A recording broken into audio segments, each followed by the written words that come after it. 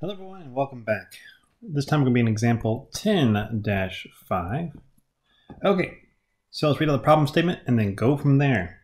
So what it says is the test results of an ASTM A36 steel specimen indicated an ultimate tensile strength of 60,000 psi and a yield stress of 36,000 psi. Assume a minimum factor of safety of 1.6 for yielding and 2 for tensile strength or tensile rupture. Determine the allowable stress for yielding and tensile rupture. Okay, so factor of safety, we're given quite a few things here. First off, we're given that type of steel that's going to be helpful. ASTM A36 steel.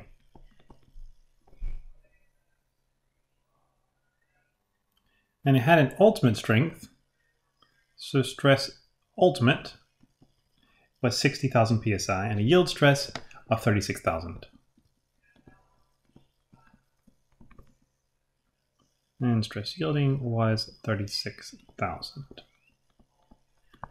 And it's asking us to find the allowable stress for yielding and for tensile rupture.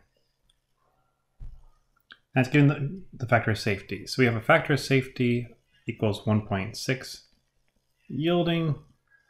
Factor of safety equals 2 for rupture. Okay.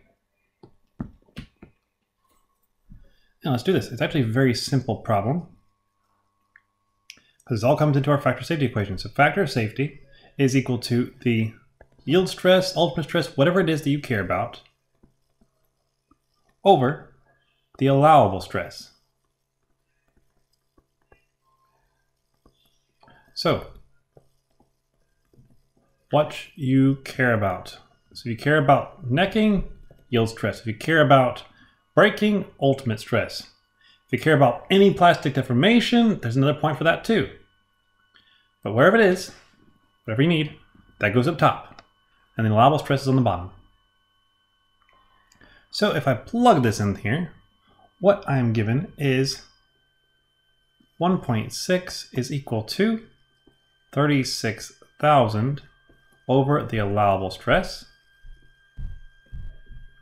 And that means it's going to come out to be 22,500 psi. 22,500 psi.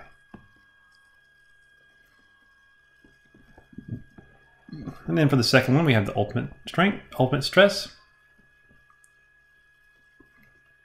over the allowable stress.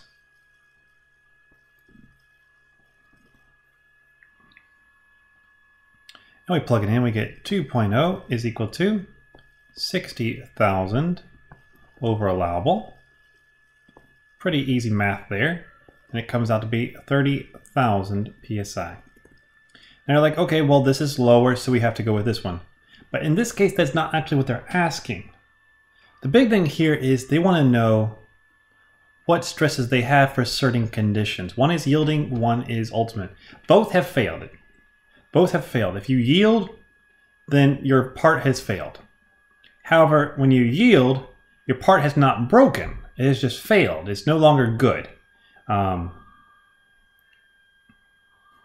You made it onto the runway, but the engines are on fire and the wings broke off as you landed.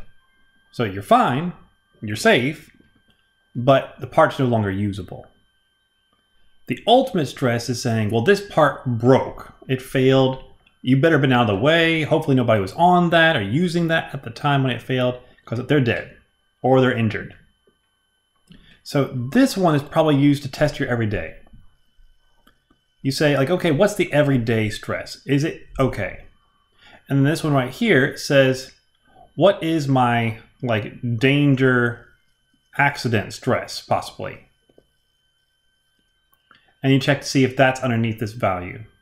That way, hopefully, because you have a good factor of safety, you're not going to have to worry about having an accident, because if you do, it's going to be way, way less than the stress to cause it to completely fail. It might yield, it might be bent out of shape, and you're going to have to go and get it fixed and work on it. But at the very least, it's not going to fail and injure people. So that's the end of example 10-5, and I'll see you later. Have a good day.